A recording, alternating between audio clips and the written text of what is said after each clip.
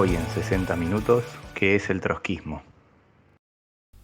Hoy en 60 minutos queremos saber qué es el trotskismo. Para eso entrevistamos a Cristian Castillo, dirigente nacional del Partido de los Trabajadores Socialistas. Bueno, Cristian, primero queríamos empezar a saber qué es el socialismo y qué es el trotskismo como corriente de izquierda. El socialismo en realidad tiene dos acepciones, ¿no? Primero como movimiento político, es un movimiento político surgido de la clase trabajadora, continuando otros movimientos que luchaban por la igualdad social, que está ligado, digamos, al desarrollo original del capitalismo y que va a dar distintos tipos de corrientes políticas, ¿no? Primero los socialistas críticos utópicos, donde se emparenta también con el término de comunismo en la búsqueda de una sociedad igualitaria. En el siglo XIX la diferencia era quienes pensaban que podían llegar a la igualdad social desde arriba o por una serie de reformas sociales, se los llamaba socialistas, y comunistas a los que veían que eso llegaba por la actividad práctica de la propia clase trabajadora. Bueno, con Marx y Engels se asume el nombre de socialismo científico y el comunismo pasa a tener otra perspectiva, ¿no? Tanto movimiento político estuvo ligado al desarrollo histórico de distintas corrientes. La primera internacional, fundada por Marx en alianza con otras corrientes del movimiento obrero. Luego la segunda internacional, fundada por Federico Engels, ya fallecido Marx, que se hace sobre las bases de los principios dejados por Marx, principios teóricos y políticos y estratégicos. Y luego, bueno, con la Primera Guerra Mundial y la Revolución Rusa, la división de la Segunda Internacional, que va a dar lugar, digamos, al surgimiento de una ala revolucionaria que se va a agrupar en la Internacional Comunista o Tercera Internacional, y el término socialdemócrata va a quedar ligado más a la idea de los que buscan la reforma social, ¿no?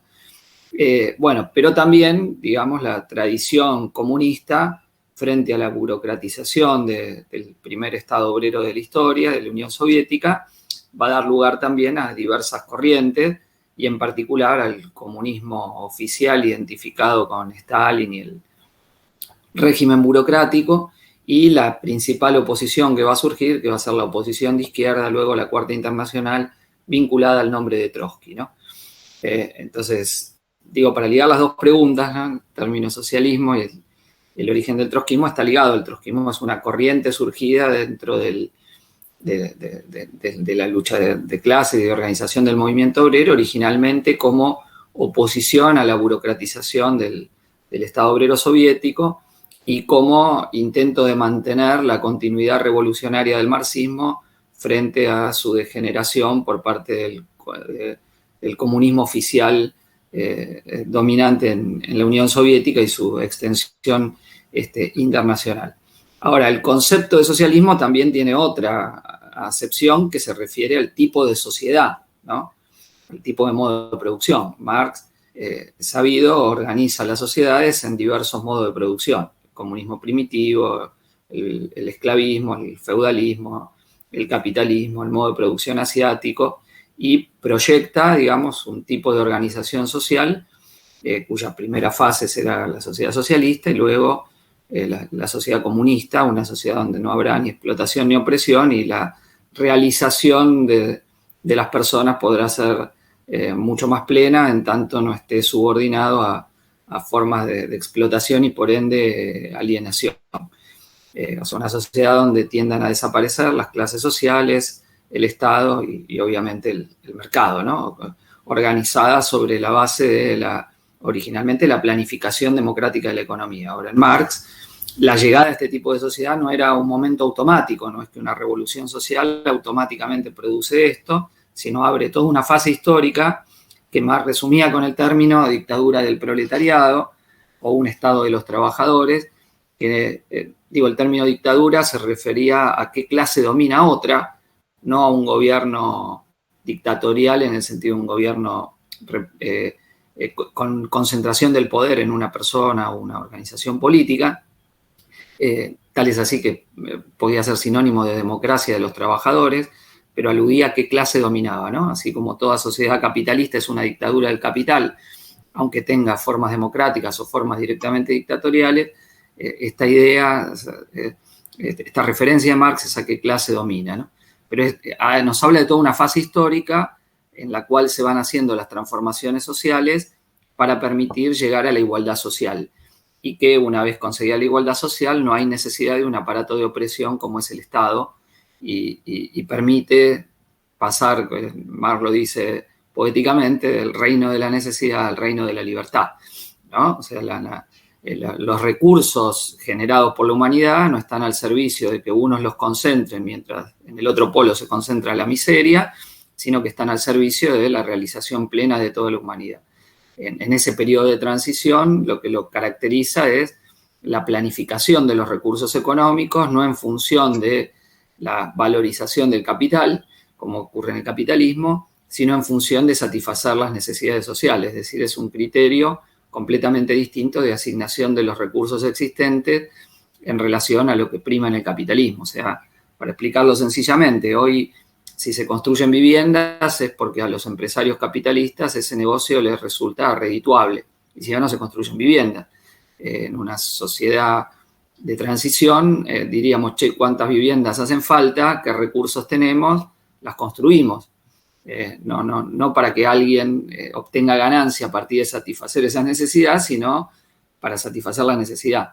Y en eso es un criterio completamente distinto, no mercantil, y no ligado, digamos, a la apropiación de la riqueza social en muy pocas manos, que es lo característico del capitalismo, ¿no? Porque probablemente quienes nos escuchen conozcan, Marx ha explicado cómo la ganancia capitalista surge de la plusvalía, del trabajo no pago generado por la clase trabajadora, que es la que genera la riqueza social.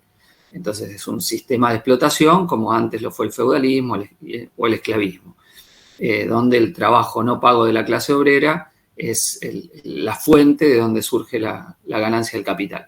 Bueno, se trata de suprimir eso y para hacerlo los medios de producción, o sea, las fábricas, la tierra, los bancos, tienen que dejar de ser propiedad privada de unos pocos para transformarse en propiedad colectiva, propiedad socializada, ¿no?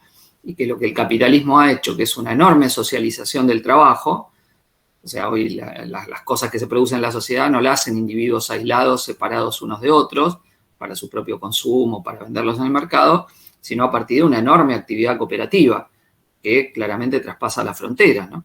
Esa actividad cooperativa y socializada, que es un resultado del desarrollo de las fuerzas productivas en el capitalismo, sin embargo, no están en armonía con las relaciones de propiedad, ¿no? El trabajo es socializado, pero la propiedad es privada. Se trata de poner la propiedad a sintonía con un trabajo cada vez más cooperativo y socializado, avanzando hacia la propiedad colectiva de los medios de producción. ¿Para hacer qué? Bueno, lo que decía antes, para planificar racionalmente los recursos económicos, o sea, que la población intervenga en las grandes decisiones económicas, lo cual hoy con los medios tecnológicos que contamos es infinitamente más fácil que lo que tuvieron que vérselas las revoluciones del siglo XX. Ustedes piensen que la revolución rusa de la que hablábamos hace un rato, la gran mayoría de la población era absolutamente analfabeta. Tal es así que Lenin había definido en aquel momento al socialismo como electrificación más soviets, más consejos obreros, más formas de democracia de la clase trabajadora, ¿no? Electrificación ligado a que era el vehículo para llevar la cultura hacia los lugares más recónditos de Rusia y de los otros estados que van a componer la Unión Soviética. Entonces hoy, piensen, nosotros estamos haciendo una videoconferencia, o la televisión, o los celulares y la forma de informarse, permitirían muy fácilmente a la población de un estado de las y los trabajadores tener la información de primera mano sobre las propuestas de 3, 4, 5 o 10 planes económicos que haya durante el año y deliberar en los lugares de trabajo, en los lugares de estudio y votar y resolver, ¿no? ¿Cuánto destinamos a esto? ¿Cuántas viviendas? Tenemos estos recursos, podemos contar con esto, tenemos estas necesidades, tenemos estas opciones. Bueno, y resolver, eso sería una democracia de las y los trabajadores. Sería lógico que a partir de eso tendríamos una escala de prioridades de cómo implementar los recursos. O sea, a uno no se le ocurriría hacer primero un country con canchas de golf, como digo, tomando el hecho del desalojo de Guernica del año 2020, o sea, desalojar a 2.500 familias que no tenían un techo, ponerlo como algo subordinado frente a un negocio inmobiliario, ¿no? O erigir torres donde nadie va a vivir cuando tenés 3 millones de familias en emergencia habitacional, viviendo lamentablemente, no porque no hay recursos para que tengan vivienda, sino porque lo que es rentable es hacer torres de lujo basadas en la especulación inmobiliaria. Es absolutamente delirante. O había unas estadísticas que salieron hace algunos meses de que casi el 20% de los alimentos que se producen en el mundo se tiran, ¿no? Y a la vez tenés millones y millones que mueren de hambre por no tener alimentación. No porque no hay recursos para producir los alimentos, sino porque no es rentable hacerlo llegar a los que lo requieren, ¿no? Quizás no tienen no tienen recursos para comprar esos alimentos. Entonces se tiran. El capitalismo prefiere tirarlos antes que la gente se alimente. Entonces, que son irracionalidades de este sistema, ¿no? O el tratamiento del medio ambiente, donde en función de la ganancia del capital no hay problema en destruir el planeta, nosotros trataríamos de planificar para que eso no ocurra, obviamente, y ligar la posibilidad del consumo a eso, ¿no? Fíjense ustedes que el capitalismo, por la necesidad de ganancia de capital, trabaja con un concepto que es la obsolescencia programada para los bienes, ¿no? Crean un montón de basura a partir que las cosas se hacen y la tecnología se busca para que duren un año y medio, después te tengan que comprar otro, lo cual es, desde el punto de vista del derroche, es delirante. Bueno, en una sociedad planificada podríamos organizar, insisto, los recursos de otra manera, y uno muy importante, el trabajo. Hoy vos vas a ver millones de desocupados por un lado, trabajadores precarizados sin ningún derecho en una gran parte, por ejemplo, la juventud trabaja en esas condiciones, y una pequeña parte que trabaja con derechos, pero que a veces hace jornadas de 10, 12 horas, contando las horas extra para poder llegar a fin de mes. Bueno, es absolutamente irracional. Se podría planificar y repartir el trabajo entre toda la población según sus calificaciones, conocimientos, etcétera, y que la desocupación sea un fenómeno que no existe, y progresivamente, mientras la técnica la vamos desarrollando, que el trabajo no buscado sea cada vez menor, haya cada vez más tiempo libre para el acceso a la cultura, al ocio, a la diversión, al esparcimiento, al arte, al disfrute de la vida, y no cada vez más el trabajo explotado y alienado, ¿no? Eso sería progresivamente el índice de construcción del socialismo. O sea, una sociedad sería más socialista cuanto más la idea de transformar la realidad, transformar mediante el trabajo, no sea algo forzado, algo no deseado, sino algo donde uno se siente realizado y realizada, ¿no? Entonces, esa capacidad de hacerlo, digo, no pensando en el trabajo individual, sino en el trabajo colectivo y el control de la vida colectiva, ¿no? Si uno planifica la economía, esto deja de ser algo ajeno que se me impone inexorablemente, sino que es algo controlado. Trotsky decía que el socialismo es introducir la racionalidad en la esfera de las relaciones económicas.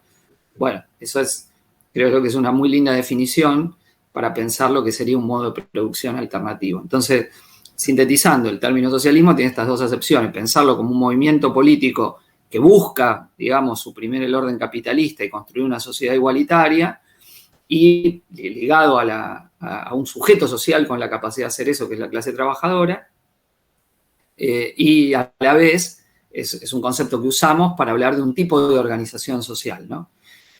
Por eso, lo que hemos visto en el siglo XX, vimos revoluciones sociales que expropiaron al capital, que transformaron los medios de producción en propiedad colectiva, que empezaron la construcción del socialismo, pero que se burocratizaron.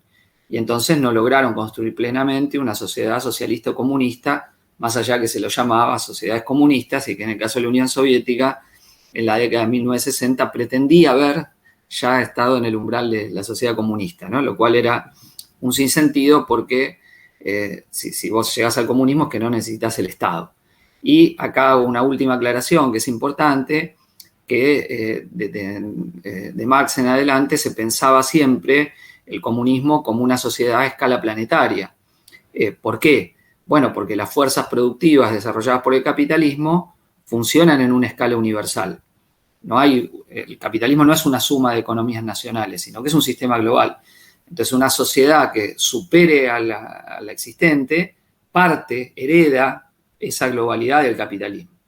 Entonces, construir plenamente una sociedad socialista y luego el comunismo implica que los medios de producción más avanzados del planeta que operan en escala planetaria, puedan planificarse y sean producto de una propiedad colectiva, ¿no? Por eso una de las grandes disputas que va a tener Trotsky con Stalin va a ser la discusión si podía construirse plenamente una sociedad socialista en un solo país. Trotsky negaba esto frente a las aseveraciones de Stalin de que por la excepcionalidad de la Unión Soviética era posible.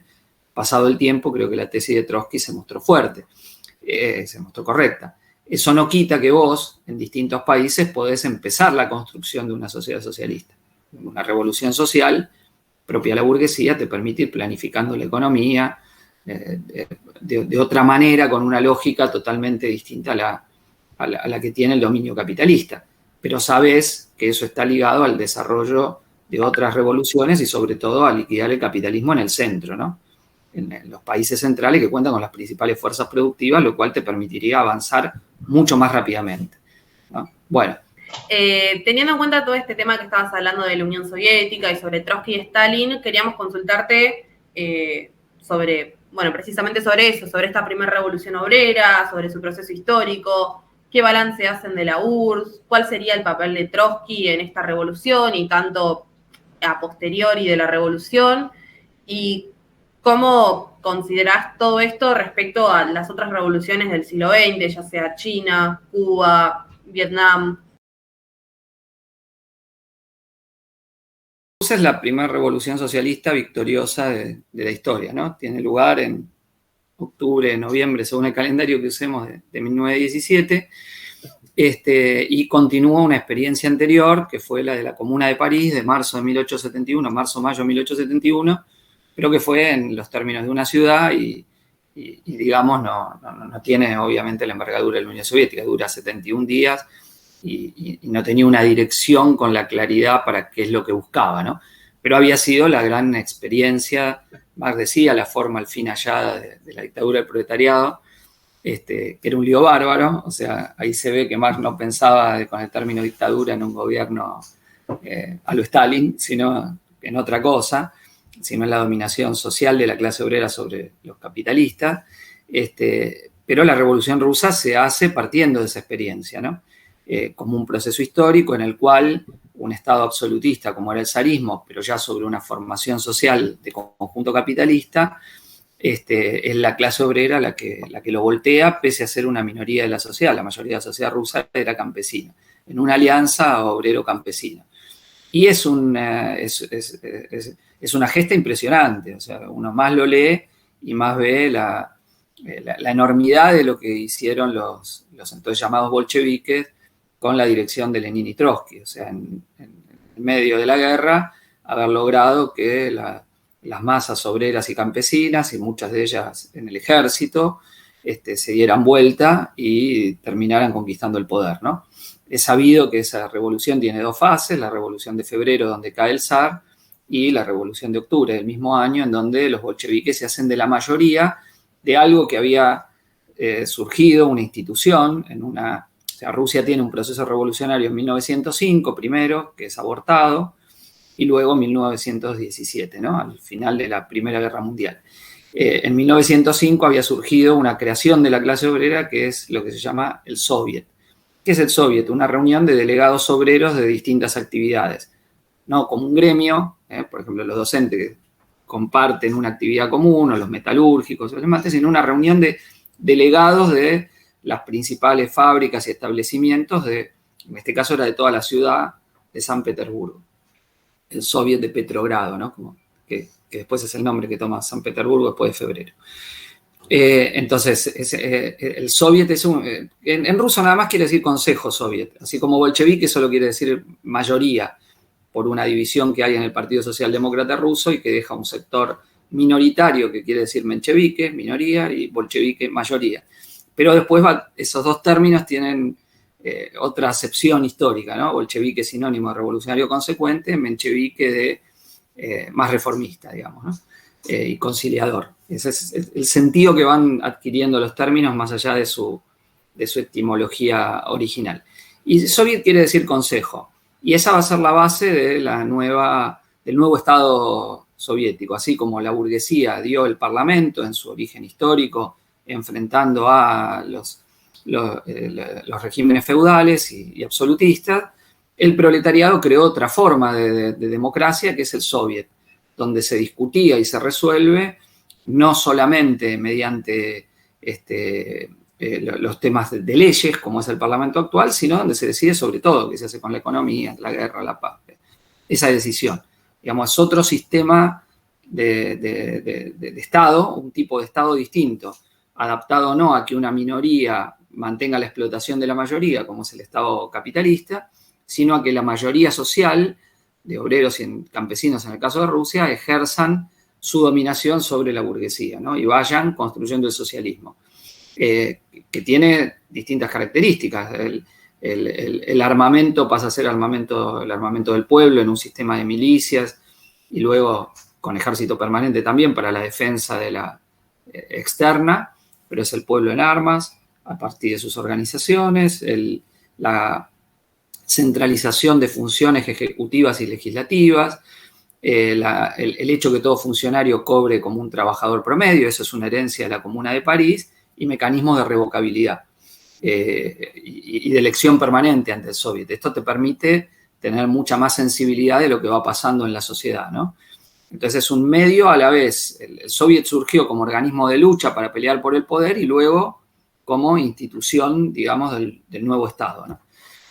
Bueno, esas formas de una democracia de otro tipo, que combina elementos directos e indirectos, pero que debate sobre todo, digo, que es algo muy diferente del Estado capitalista. Vos ves que en el Parlamento se debate, pero después decide el Ejecutivo, reglamenta, veta, decide todos los días, los ministros no los vota nadie. La Comuna de París ya había establecido que no, que lo que serían los ministerios salían de la propia comuna, eran diputados electos a la comuna. Bueno, el soviet después tomaba parte de esto y esa fue la base más avanzada, ¿no? Sin duda, la Revolución Rusa en su fase inicial nos da enseñanzas de creación colectiva en numerosísimas áreas, ¿no? De la creación en lo económico, en nuevas formas políticas, en el arte, en la cultura. Piensen ustedes que en Argentina estamos celebrando, obviamente, que hemos conquistado el derecho al aborto legal, seguro y gratuito. Esto en la Unión Soviética se conquista en 1920, ¿no? Era ultra de avanzada en los términos de lo que hoy llamaríamos las relaciones de género, ¿no? Para su época era impresionante. La socialización del trabajo doméstico, esas eran medidas que se toman en la Revolución Rusa. La autodeterminación de las naciones oprimidas por el zarismo, el repudio a la deuda zarista. En 1918, el gobierno soviético repudia la deuda zarista, algo que venía planteando desde 1905, ¿no? Y la Unión Soviética resiste las invasiones de un montón de países para tratar de derribar la revolución, que quedó como una enorme experiencia y que permite a Rusia transformarse en la segunda potencia económica del mundo muy rápidamente, ¿no? Muy rápidamente. Recuperar lo perdido primero en la guerra y la guerra civil y luego transformarse en una gran potencia económica. Y esto a pesar de lo que surge en la Revolución de Octubre, que es la burocratización, producto de que no triunfan otras revoluciones en Europa, de que en la guerra civil mueren muchos de los mejores cuadros del partido y dirigentes del partido bolchevique, de los viejos revolucionarios, y el atraso más general de Rusia, permite que el partido bolchevique transformado en partido comunista y los propios organismos de poder del nuevo Estado se vayan progresivamente burocratizando. Surge ya a partir de 1923, o sea, hay varias oposiciones, ¿no? Pero la conocida como oposición de izquierda, auspiciada por Trotsky, surge primero en 1923 y después tiene una reedición en 1926-27 que da la batalla por la democratización en el partido, contra la tesis del socialismo en un solo país o sea, por mantener una posición internacionalista consecuente y sosteniendo un planteo más general que se conoce en términos de revolución permanente, que liga algunas de estas cosas, un debate de la política económica, bueno, hay toda una serie de debates muy importantes, muchos de los cuales la tradición bolchevique, al menos hasta la muerte de Lenin, se hacían en los periódicos del Estado, digamos, se debatía públicamente opciones frente a temas muy diversos, la guerra, bueno, ir a la guerra, la política económica, las posibilidades, bueno, eso era la democracia proletaria, ¿no? Que había surgido en la Unión Soviética. Bueno, pero finalmente triunfa el ala burocrática y se impone un modelo de régimen de partido único, poder concentrado, y un dictador con todo lo que ese término lleva, como Stalin, que asesina a todas sus oposiciones, incluso a muchos que en un momento son oficialistas, pues los van asesinando, un sistema de purgas, de campo de concentración, donde las primeras víctimas son comunistas, que se oponen a Stalin, ¿no? O sea, es una guerra civil dentro de la revolución para liquidar a los elementos revolucionarios que se negaban a la burocratización. Es decir, que era la burocracia, una casta privilegiada que obtenía de su función social esos mismos privilegios. El paralelo más cercano para entenderlo es la burocracia sindical, ¿no? Aunque obviamente es de otra magnitud dirigir un Estado que dirigir un sindicato. Pero para que se entienda, digo, ¿no? Un dirigente sindical burocrático tiene privilegios, no trabaja, depende de su función, pero no es el dueño de la empresa. Bueno, los burócratas no eran propietarios de los medios de producción, pero al estar en esa función conseguían recursos que no conseguía el resto de la población y vivían privilegiadamente. Tenían automóvil si el resto no lo tenía, teléfono si el resto no lo tenía, casa de fin de semana y el resto no lo tenía. Ahora, caían en desgracia y no le podían dejar eso a los hijos. Es decir, no eran propietarios de eso que usufructuaban. Eso es lo que diferenciaba a la casta burocrática de la clase capitalista, por ejemplo. Bueno, Trotsky es quien batalla en contra de eso y es derrotado y, bueno, muere dando esa batalla. Es mandado a asesinar por Stalin que preguntaban recién. El rol de Trotsky es un rol central. Es presidente del Soviet de Petrogrado en 1905, luego se une a los bolcheviques en el curso de la Revolución de 1917, organiza la insurrección, es el gran organizador de la insurrección de octubre, el momento en que se ocupa el Palacio de Invierno, pero no solo, y se desata la insurrección con una táctica política pensada por él. Luego es el organizador del Ejército Rojo en la Guerra Civil, que nadie apostaba que los bolcheviques le iban a ganar y la ganan. Es un revolucionario extraordinario que nos ha dejado una obra sin parangón en cuanto a la cantidad de temas y de lecciones de estrategia y táctica política que nos deja, ¿no? Además de desarrollos teóricos en distintos planos. Es decir, es una personalidad revolucionaria enorme y, bueno, que muere enfrentando el estalinismo en el exilio, ¿no? Termina exiliado en México y ahí Stalin lo manda a asesinar con un sicario. El modelo del estalinismo se transformó en una suerte de modelo del comunismo, ¿no? Y las revoluciones sociales que se dieron después de la Segunda Guerra Mundial copiaron ese modelo. Entonces fueron revoluciones que surgieron o muy rápidamente se burocratizaron, ¿no? Eso es tanto en el caso de la China, como el caso de la Yugoslava, como el caso de la cubana después, o en el caso de la Revolución Vietnamita. Eso se tomó como el esquema, el modelo del régimen de partido único y rápidamente surgieron burocracias privilegiadas ligadas a cada uno de estos partidos comunistas. En realidad, si ustedes ven esta segunda mitad del siglo XX, van a ver dos grandes tipos de fenómenos. Por un lado, revoluciones sociales protagonizadas principalmente por partidos ejércitos de base campesina, pero que son procesos revolucionarios genuinos. Y van a ver también la expropiación del capitalismo hecho desde arriba, por llamarlo de alguna forma, en varios países del este de Europa, consecuencia de la ocupación militar del Ejército Rojo del este europeo, lo que entonces se llamaba el glacis o zona de amortiguación, o sea, la zona de amortiguación entre las potencias de Occidente y la Unión Soviética. Vieron que ahora está toda la discusión, los países que integraron a la OTAN, a propósito de Ucrania, de hasta dónde llega el control de la OTAN, una alianza político-militar del imperialismo norteamericano con los imperialismos europeos y otros países que los incorporan a esa alianza. Bueno, ese territorio que le incorporaron es lo que antes llamaba el Glacis. Al final de la Segunda Guerra Mundial, las potencias vencedoras pactan un acuerdo de cómo se dividía el mundo. Stalin se comprometía a que los partidos comunistas no hacían la revolución en Occidente, y por eso la traicionan en Francia, en Italia, en Yugoslavia, juegan directamente ese papel.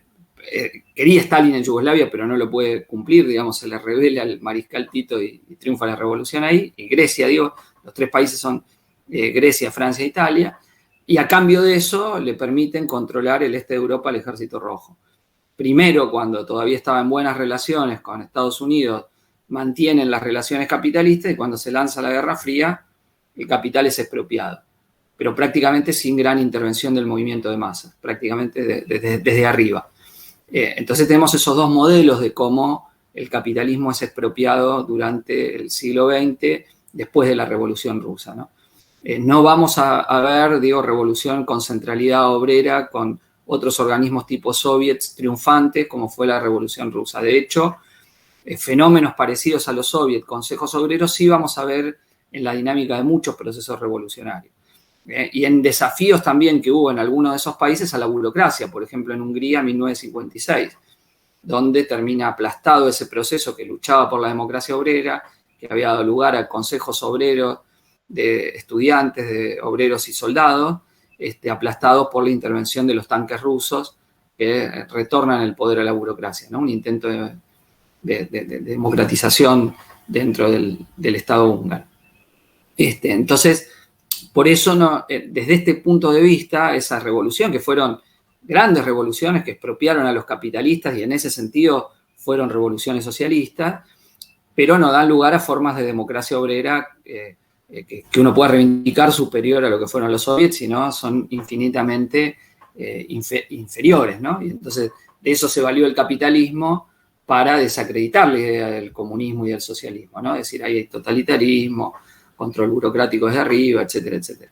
Algo separado de la idea de libertad, ¿no? Que es lo que busca el comunismo. Al principio del siglo XX se gritaba viva el comunismo, viva la libertad, ¿no? Estaba ligado a que la clase trabajadora conquiste más libertad que la que tiene el capitalismo, no a que venga un burócrata y le ordene lo que tiene que hacer, o el gulag, y todo eso. Y parte, bueno, de la lucha que había dado Trotsky en vida era por restituir eso en contra de la burocratización. Entonces, digo, si ustedes llegan a la década de 1980, por ejemplo, un tercio de la humanidad no estaba en relaciones capitalistas, pero ese tercio del mundo que no estaba bajo relaciones capitalistas estaba bajo el control de regímenes burocráticos, ¿no? De formas de democracia obrera, o de democracia de las y los trabajadores.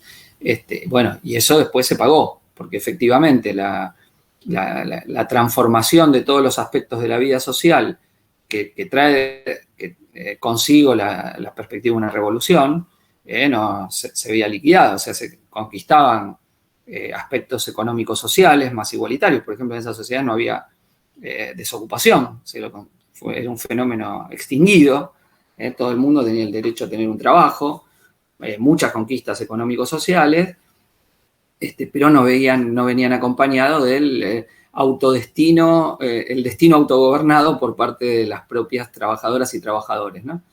Entonces, esos regímenes se fueron progresivamente desacreditando, aun cuando, insisto, a pesar de la burocracia, la Unión Soviética se transforma en una enorme potencia económica, de donde venía, muy, muy importante, que muestra cómo la planificación de la economía permite un desarrollo económico que la libertad de mercado no realiza. O sea, Rusia hubiese sido un país enormemente atrasado sin su revolución.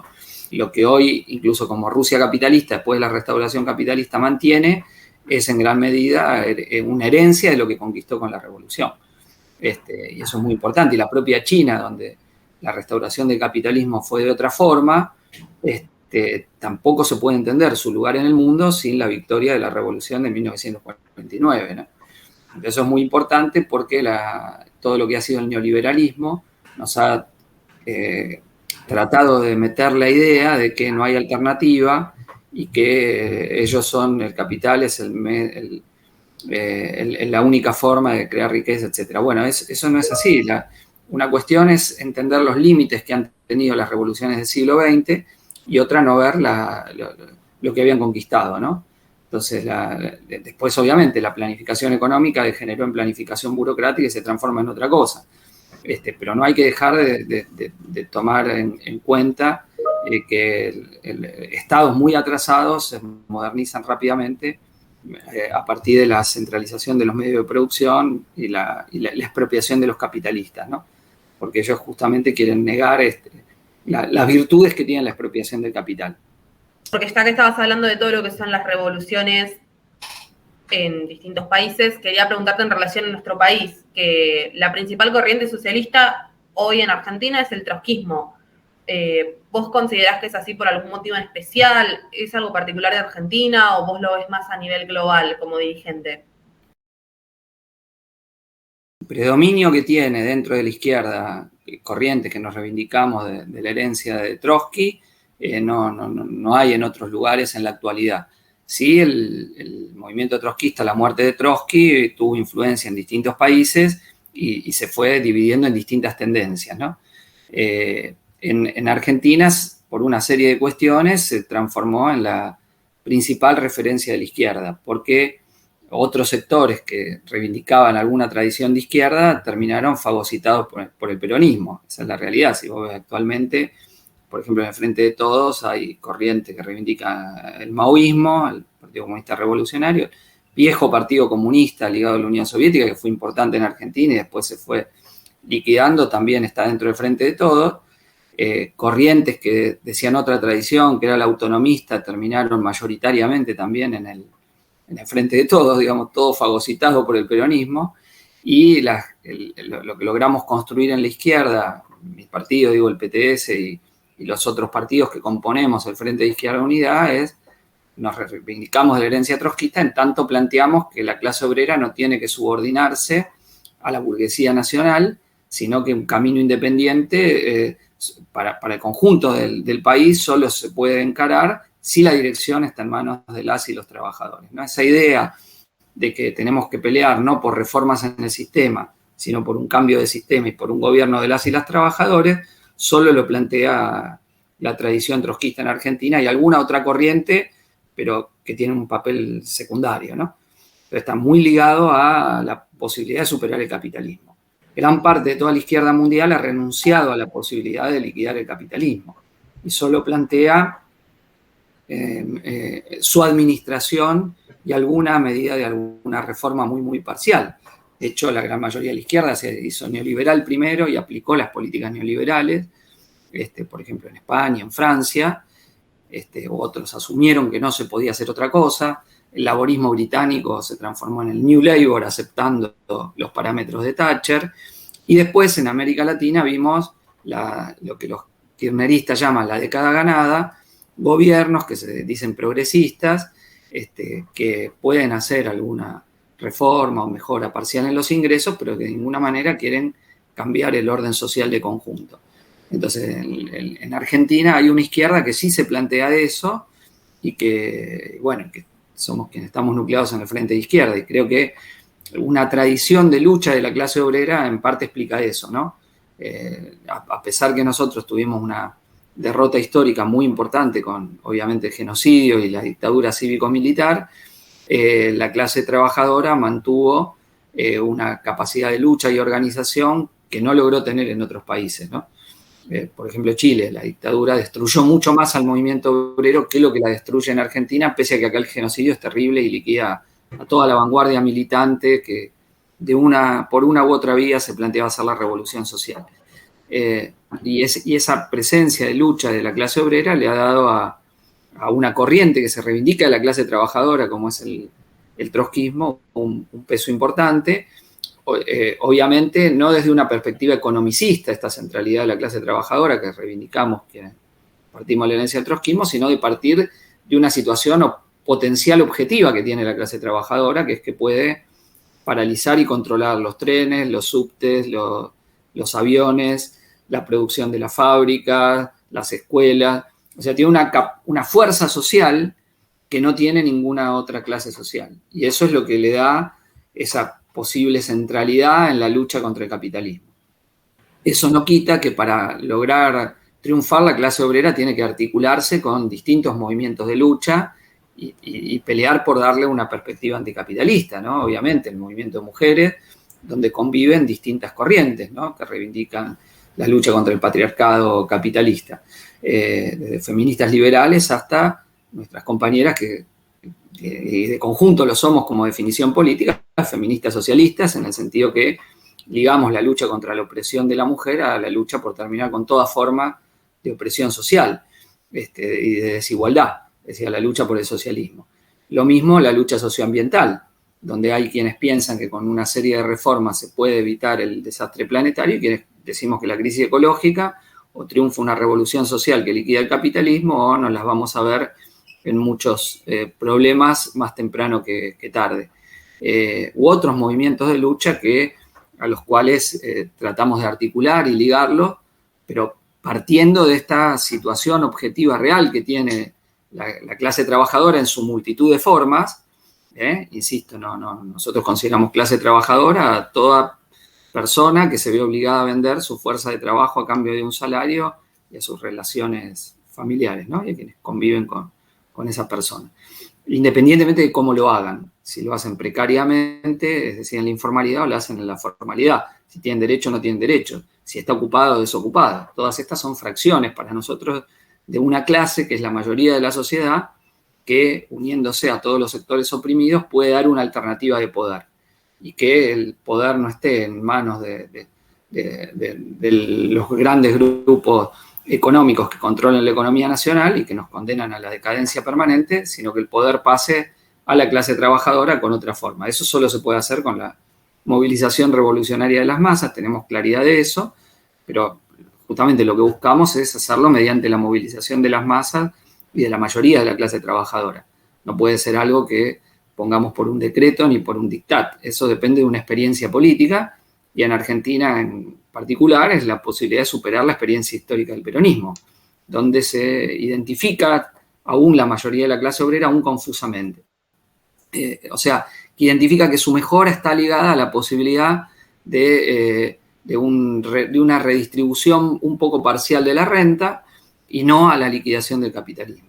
Esa es la conciencia fuerte que creó el peronismo como movimiento histórico y que todavía predomina en la clase trabajadora con un montón de correas de transmisión de esa ideología. Ahora hay sectores que por su propia experiencia de lucha, tradición, etcétera, dicen eso no es así. El peronismo es un movimiento que va y viene, que es un movimiento Selig, ¿no? Que ha sabido ser nacionalista, neoliberal, más progresista, más neodesarrollista, esto, lo otro, se ha adecuado a cómo vienen los vientos y hay una fracción de la clase trabajadora que ve que eso no va a ningún lado y que es lo que nos ha dado el apoyo y el crecimiento de la izquierda en nuestro país, ¿no? Pero todavía aún habiendo crecido, siendo una fuerza todavía minoritaria, porque el peronismo mantiene un control muy fuerte de los sindicatos y de gran parte de los movimientos sociales, ¿no? A partir de su control del aparato de Estado y de prebendas burocráticas que ha mantenido a lo largo del tiempo. Bueno, nuestra apuesta es que esa experiencia histórica no va a ser eterna, que se puede superar más allá de los vaivenes que pueda tener o que pueda, las formas de reciclamiento que pueda intentar. Y yo considero que es una conquista muy importante, que después de haber vivido casi 40 años de reacción, o sea, el neoliberalismo puede ser definida como una guerra del capital contra el trabajo, después del último gran ascenso revolucionario de la clase obrera, que fue el periodo 1968, más o menos hasta el 80, si lo hacemos largo, a nivel mundial, donde hubo muchos países en los cuales hubo intentos revolucionarios, pero casi no hubo victorias en ese momento, pero sí muchos desafíos revolucionarios al poder del capital. Nuestro país, del Cordobazo hasta el golpe militar, el Mayo francés, el Otoño caliente italiano y toda la década de los 70 en Italia, Chile, en 1970-73 hasta el golpe, Bolivia, la Revolución Portuguesa, la lucha contra la dictadura de Franco en el caso europeo también, Vietnam, obviamente, que es donde termina derrotándose a los Estados Unidos en esa guerra terrible que sufre el pueblo vietnamita, Bueno, ese es un momento de ascenso revolucionario muy importante en el mundo que cuestiona el dominio del capital y por izquierda las estructuras surgidas de la Segunda Guerra Mundial. Pero al no triunfar, el capital contraataca, y el contraataque tiene el nombre de neoliberalismo. Es un intento de quitar conquistas que el capital se vio obligado a dar al proletariado en la posguerra. Y eso es lo que hemos vivido, ¿no? Y en gran parte eso se favorece por la penetración capitalista en China, que es usada para bajar el precio de la fuerza de trabajo en todo el mundo, y la traición de los sindicatos y de los partidos reformistas que se ufanaban de representar al movimiento obrero, que acepta formas de precarización laboral, dualización de la fuerza de trabajo, cierre de fábricas y empresas, reconversiones, reformas estructurales, todo lo que hemos vivido en estos 40 años. Y eso fue una derrota muy grande de la clase obrera. Y que incluso en su segunda década trae aparejada la caída de la Unión Soviética. Y progresivamente la caída primero en realidad de Alemania democrática, o sea, la Alemania controlada ligada a la Unión Soviética, la mitad de Alemania, la mitad este, Alemania Oriental, los regímenes de Europa del Este y la Unión Soviética en 1991.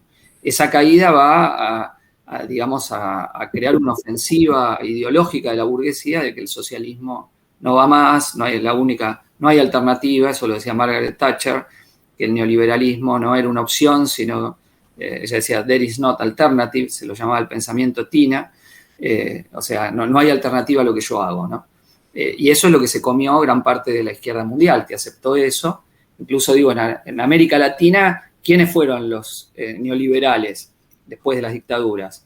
Los movimientos nacionalistas, como el peronismo. El peronismo fue el principal privatizador y neoliberal que hubo con el gobierno de Menem. Y todo el peronismo estaba en esa línea. En Bolivia, el movimiento nacionalista revolucionario. En Perú, el APRA. Fernando Enrique Cardoso, el teórico de la dependencia, es el que lo aplica en Perú. En Brasil, perdón. Primero como ministro de Economía y después como presidente. O sea, vean ustedes esa reconversión, hasta qué punto todos se adaptaron a la lógica del neoliberalismo. Y bueno, y eso fue terrible para la clase obrera. Fueron retrocesos. Ahora, eso ya viene hace varios años puesto en cuestión, en discusión. Hubo en el medio crisis capitalistas como la del 2001-2008, levantamientos populares, intentos de otras cosas, digamos, que hacen un neoliberalismo recauchutado, lo que vemos en el mundo, el crecimiento, el ascenso de China, la decadencia norteamericana, que es el mundo en el que estamos ahora, mediados por 2 años de pandemia que también alteraron todo como venía, pero donde vemos una tendencia a rebeliones populares del 2018, que se ha continuado de distintas maneras, que es muy importante, aunque en ningún caso llegó a dar nuevas victorias revolucionarias, ¿no? Que veremos si se dan en esta década, o sea, hay nuevas esas posibilidades, pero que es la posibilidad de hacer grandes cambios. Lo vimos en Chile, donde el movimiento que surge diciendo no son 30 pesos, son 30 años, y un cuestionamiento de la herencia pinochetista que lleva a un intento de contener con una convención constituyente controlada, y ahora con un gobierno como el de Boric para tratar de contener las demandas y que no vayan mucho más allá, que no lleguen a cuestionar el capitalismo chileno. O lo estamos viendo también con la crisis de la derecha en Colombia, o la inestabilidad política peruana, o sea, situaciones que son creadas por movilizaciones populares, sin las cuales el mundo no se puede transformar ni cambiar. En eso somos claros, más allá de utilizar los procesos electorales para difundir nuestras ideas y el Parlamento como un lugar desde donde hablar y plantear las demandas de la clase trabajadora, de los sectores populares, denunciar a la burguesía, la posibilidad de transformación la ligamos a la intervención de la clase trabajadora en la búsqueda de su propio destino, ¿no? Eso es una revolución, decía Trotsky, cuando las masas irrumpen en la construcción de su propio destino, y bueno, y la posibilidad de cambiar el capitalismo está ligado a eso. No tenemos ninguna ingenuidad que el capital él mismo va a autoasesinarse, ¿no? Necesita justamente ser cambiado, y otra característica que tenemos, que nos reivindicamos trotskistas, es que decimos que con la misma lucha tampoco alcanza, ni siquiera con la irrupción de masas, si no hay una dirección política que pueda darle batalla a las direcciones políticas de capital. Entonces, que esa es la necesidad de construcción de lo que llamamos el Partido Revolucionario, que no es otra cosa que militantes conscientes que buscan cambiar esta sociedad organizándose, agrupándose en común para luchar por eso detrás de un programa. Y eso Claro. es una necesidad para nosotros central, ¿no? En la perspectiva de cambiar esta sociedad. ¿Qué es lo que vos le dirías a una persona que quiere comenzar su proceso de formación en el trotskismo? Alguien que quiere empezar a militar, a agruparse, a tratar de organizarse con ustedes. ¿Qué es lo que le dirías? ¿Qué le recomendarías leer? Lo primero, que lea los puntos programáticos que planteamos ahora para la realidad, ¿no?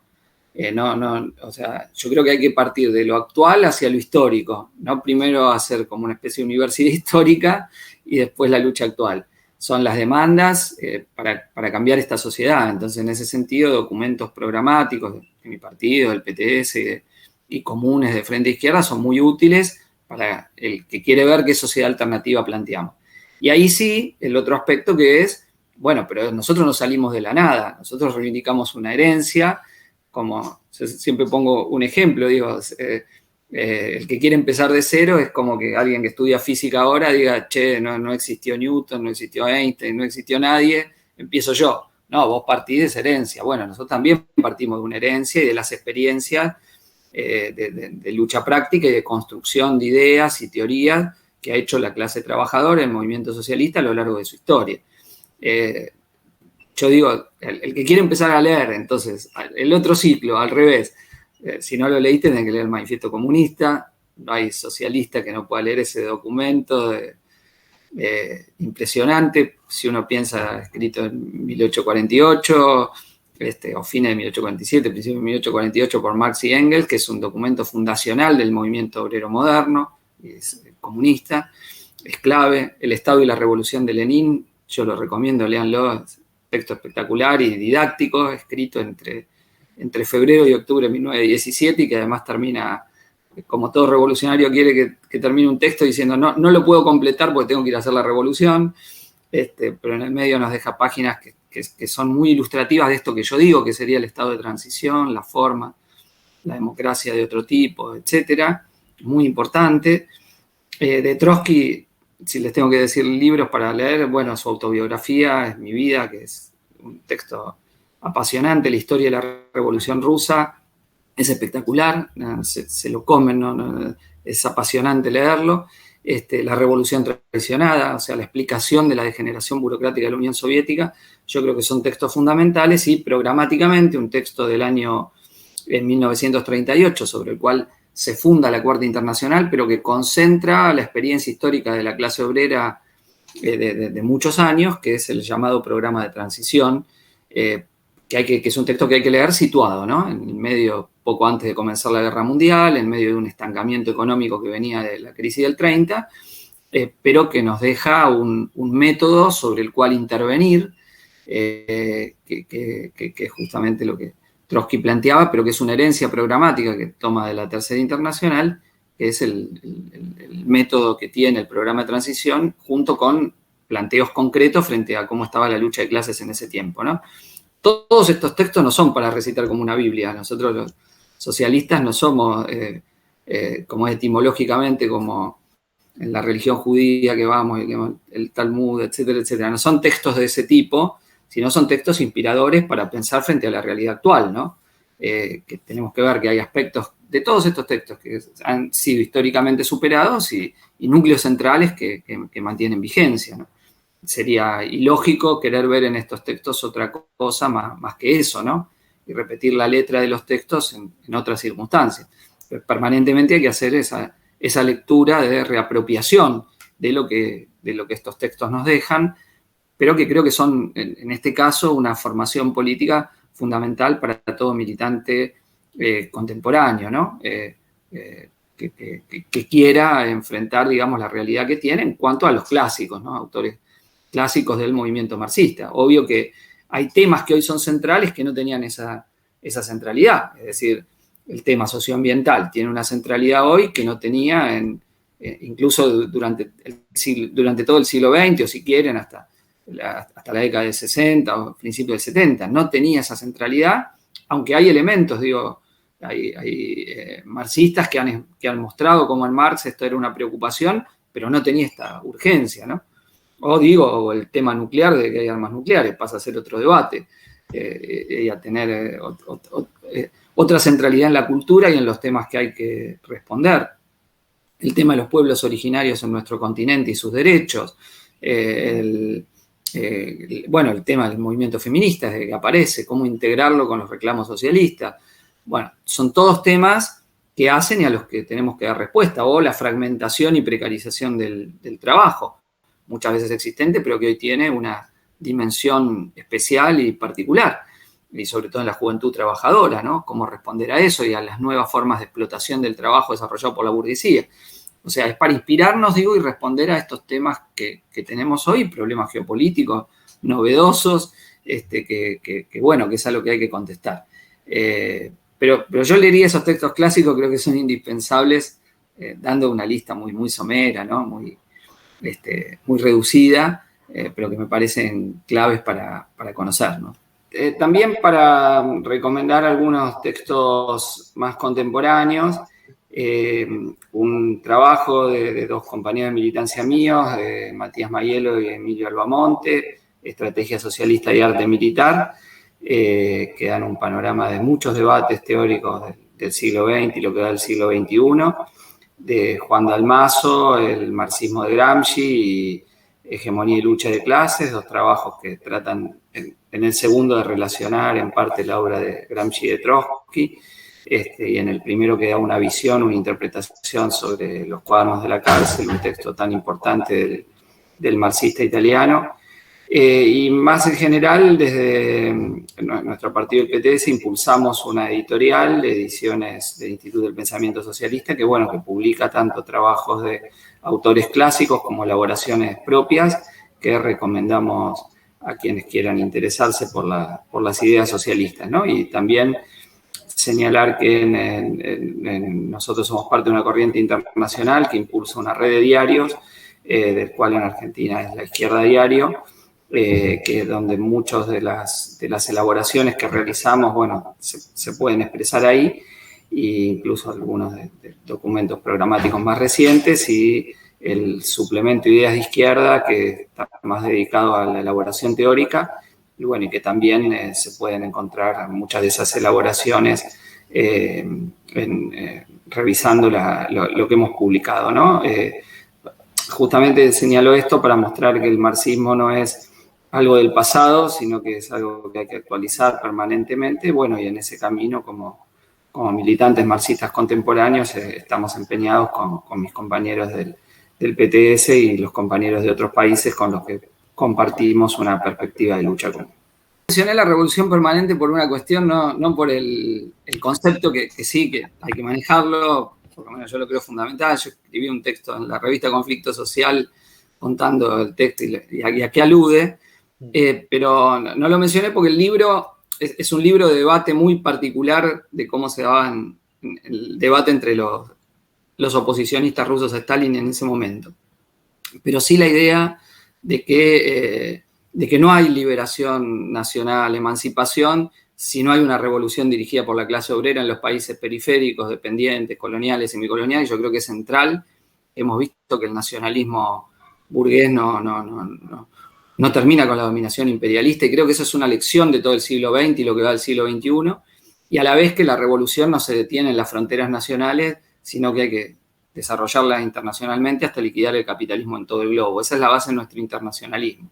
Y por último, que una victoria revolucionaria implica transformar la vida en todos los aspectos internamente, ¿no?